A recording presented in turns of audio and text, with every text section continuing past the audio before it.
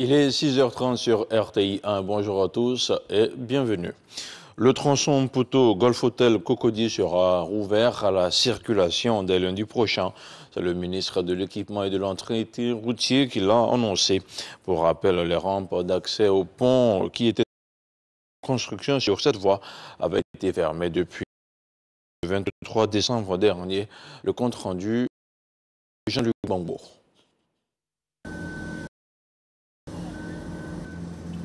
Dernière couche de bitume, dernière inspection et dernière consigne, en présence du ministre de l'Équipement et de l'Entretien routier, Amédée Kofi Kouakou. Nous sommes à la Riviera Golf, sur le chantier de l'élargissement de la voie, allant du carrefour Sol Béni à l'ambassade des États-Unis. Les travaux sont dans leur ultime phase. Les travaux sont finis à 95%. Vous voyez, on est en train de mettre exactement la dernière couche. Et puis après, mettre les bandes blanches, c'est-à-dire pour la sécurisation des usagers.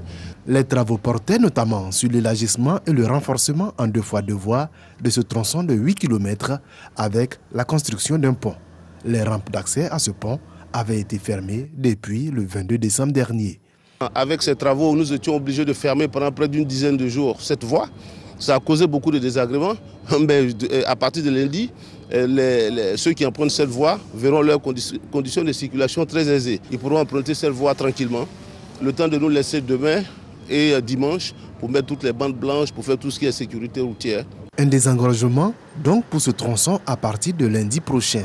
Le ministre a profité de cette occasion pour demander la clémence des usagers face aux nombreux désagréments que leur causent les travaux et a promis la mise en place de plans de circulation qui devront minimiser ces problèmes. Et cette visite inopinée dans les locaux du lycée d'excellence Alassane Ouattara de Grand Bassam. Hier vendredi, la ministre de l'Éducation nationale et de l'alphabétisation est allée constater de près les réalités de l'établissement. Rappelons que ce lycée d'excellence fait depuis quelques jours la une des réseaux sociaux qui présente un établissement au sanitaire très dégradé. Le compte rendu de Jean-Marc Radjaji. C'est à 12h15 exactement que la ministre Mariatou Koné arrive sans prévenir au lycée d'excellence Alassane Ouattara. Elle est conduite directement par l'agent de sécurité au bureau de la chef de cet établissement, en plein entretien avec les responsables des parents d'élèves.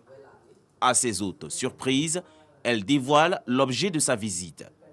Vérifier si les images présentées comme étant celles de cette école sur les réseaux sociaux sont une réalité. Tout de suite, la visite est entamée.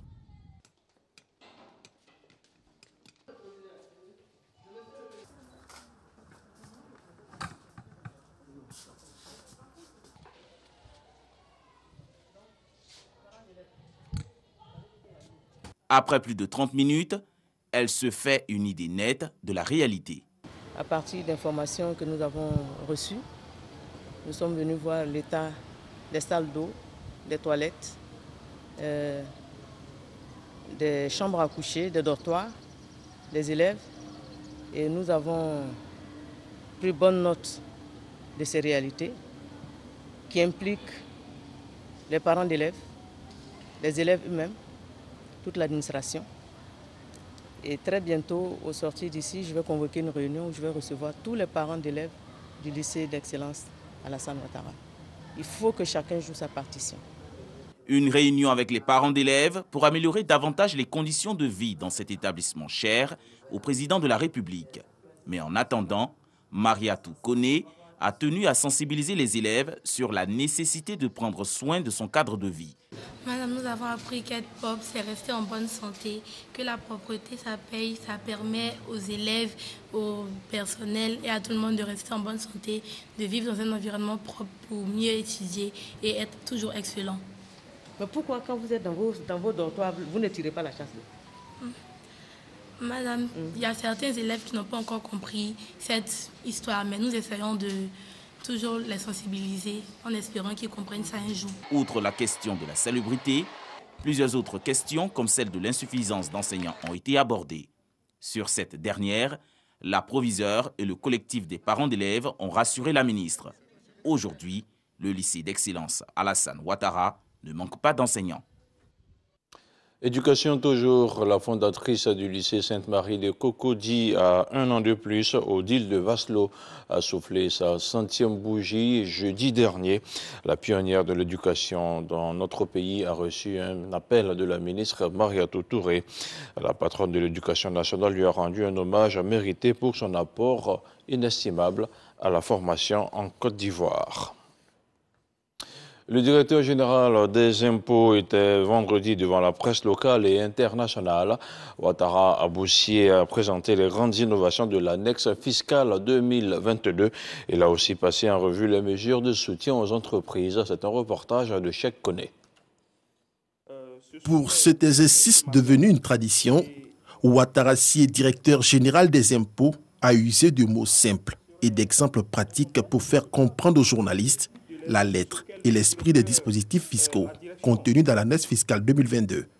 Au chapitre des mesures de renforcement de la mobilisation des recettes fiscales, il a été institué, comme l'a expliqué de prime abord le premier responsable de l'administration fiscale, un relèvement du taux des droits d'assises sur les tabacs de 39 à 40%, soit un taux global de taxation de 47%. Autrement dit, la cigarette électronique et les matériels de la chicha sont désormais taxés.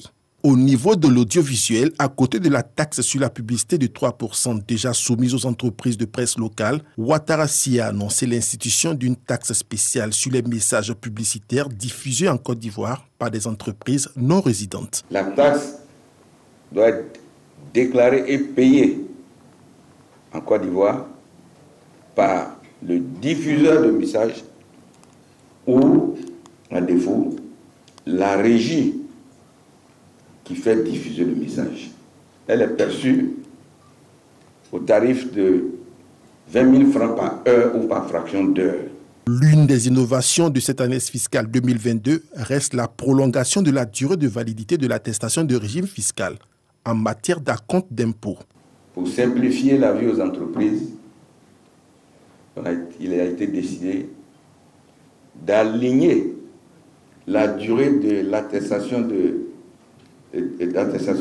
d'assujettissement ou de non-assujettissement à l'AIRC à la durée, je dirais, de vie de l'entreprise dans le régime d'imposition où elle est. Le directeur général des impôts s'est par ailleurs expliqué sur la pertinence du dispositif qui institue une taxation sur les entreprises de vente en ligne. Il ne s'est pas arrêté là. Ouattara Sy s'est voulu optimiste et a promis étendre la mesure sur le secteur des taxis à la commande. Le commerce électronique, on a commencé. Ça va être notre première expérience. Je crois que nous sommes également les tout premiers dans la zone UEMOA à nous jeter à l'eau. C'est en acceptant de trébucher qu'on peut apprendre à marcher correctement. Les gens pensent qu'on dort. On ne dort pas. Voilà. Je n'ai pas dit de quelqu'un. Mais j'ai dit, il y a des transporteurs qui payent des impôts et il y a des transporteurs qui ne payent pas des impôts. Et qu'il y a un autre mode de fonctionnement que nous avons compris. Et on ne va même pas attendre 2023. L'annexe fiscale 2022 comporte 25 articles, mais pour des questions de temps et de commodité, le conférencier du jour s'est attardé sur 9 dispositions essentielles reparties sur 3 chapitres. Les mesures de renforcement de la mobilisation des recettes fiscales, les mesures de soutien aux entreprises et à l'emploi, et enfin, les mesures techniques et de rationalisation du dispositif. Les élus des zones côtières de Côte d'Ivoire se sont réunis récemment dans la ville de Grand Bassam. Durant 4 jours, ils ont planché sur les méthodes et moyens d'affiner la résilience.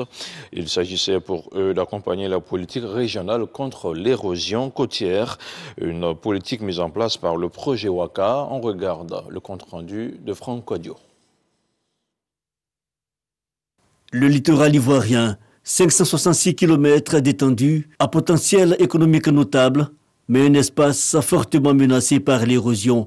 À Grand Bassam, les élus municipaux de ces zones réfléchissent alors un cadre d'échange créé par le programme de gestion du littoral ouest africain. Afin de parvenir à rendre résilientes les communautés et les zones côtières qui subissent depuis un certain temps les affres du changement climatique, par l'érosion et la perte des moyens de subsistance. Pour pouvoir agir de façon collective, il est important qu'on les mette en réseau pour partager les préoccupations, pour partager les expériences dans la gestion de leur territoire. Des élus qui ont pu déceler difficultés et propositions communes, la responsabilité des populations est relevée, d'où l'importance de sensibiliser.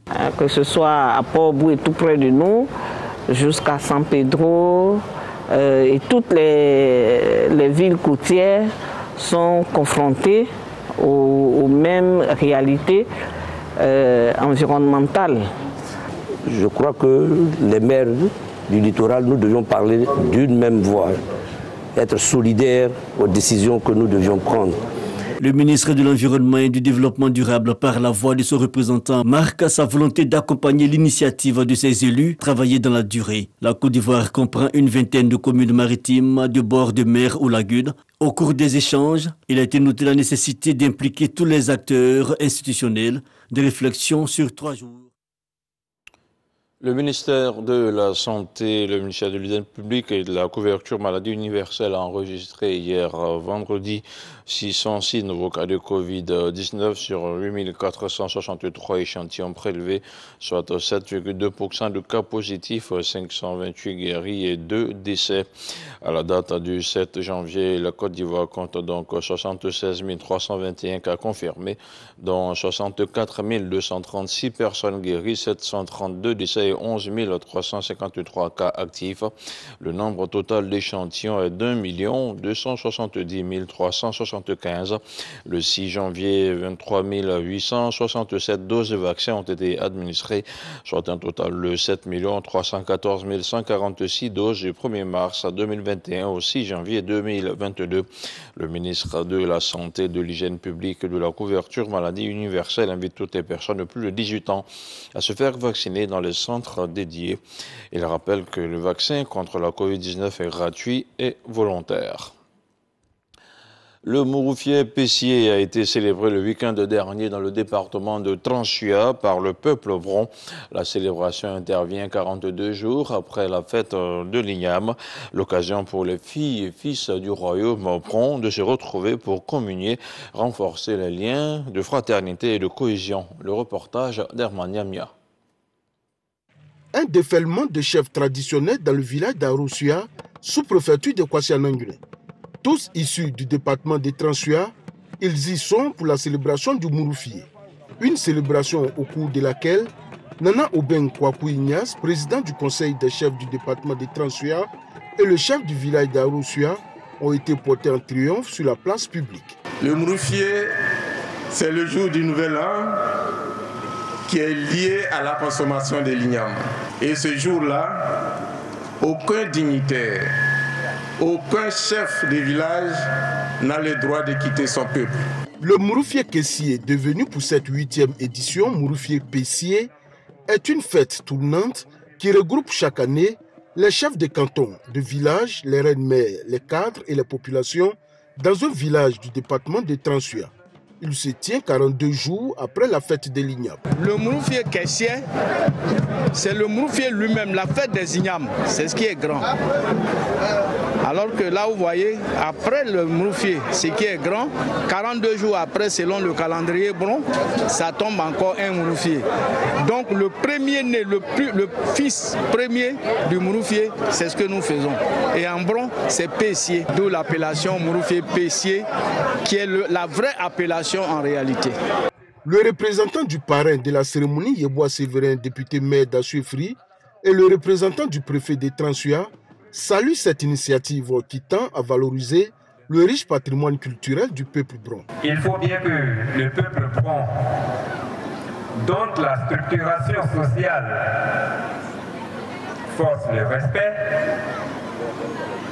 puisse, à travers des activités culturelles de renom, se faire davantage connaître. Pour la célébration de cette édition du Mouroufié Pessier à Aroussia, au moins 78 chefs de village et leurs reines-mères ont effectué le déplacement. On se penche maintenant sur l'actualité internationale avant de refermer ce flash d'information. L'ancien président mauritanien Mohamed Ould Abdelaziz ne retournera pas à l'école militaire où il était détenu depuis plus de 6 mois. C'est l'annonce faite par le ministère de la Justice hier vendredi par communiqué. Le juge d'instruction a signé une ordonnance autorisant l'ancien président à rentrer à son domicile. Compte tenu de son état de santé, Mohamed Ould Abdelaziz est de nouveau en liberté provisoire, soumis à un contrôle judiciaire. Pour ses proches qui dénonçaient ces conditions de détention, c'est évidemment un grand soulagement. Et puis le gouvernement éthiopien a annoncé hier vendredi l'amnistie et la libération de plusieurs personnalités politiques incarcérées. Parmi eux, on compte des dirigeants de l'opposition et du Front de libération du peuple du Tigré, parti de la région septentrionale du Tigré devenu un groupe rebelle. Cette annonce survient après un appel à la réconciliation nationale lancé plus tôt vendredi à l'occasion de la célébration du Noël orthodoxe par le Premier ministre Abiy Ahmed. Rappelons que l'Éthiopie est déchirée depuis 14 mois par un conflit entre le gouvernement fédéral et les rebelles du Tigré. Le 6h30 est terminé. Merci de votre fidélité à RTI 1. On se retrouve demain à 6h30.